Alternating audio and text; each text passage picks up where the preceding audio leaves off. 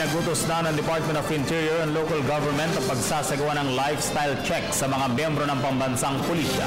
Ayon kay DILG Secretary Mike Sueño, bahagi ito ng paglilinis sa hanay ng pulisya na layuning matukoy at alisin sa pwesto mga pulis na sangkot sa iligal na gawain.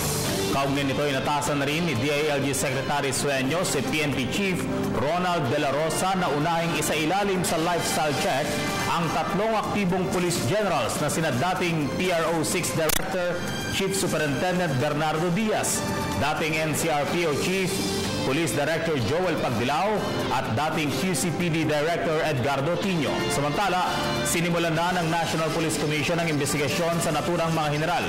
Bukod kina Diaz, Pagdilao at Tino, kabilang din sa mga pinangalanan ni Pangulong Rodrigo Duterte bilang mga protektor ng mga sindikato ng droga sa bansa, ang mga retiradong police generals na sina Marcelo Garbo at ngayon daang Bantayan Cebu Mayor Vicente Loot.